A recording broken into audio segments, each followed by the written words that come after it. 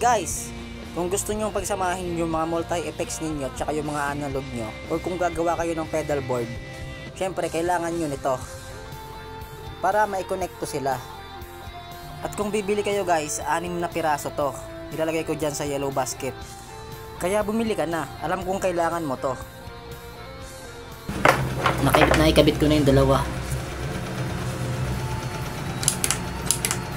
And to, out, in. At ito wala na to kasi noise gate lang naman to at meron namang noise gate dito. Ayan, kasi ito diretso dun sa ampli.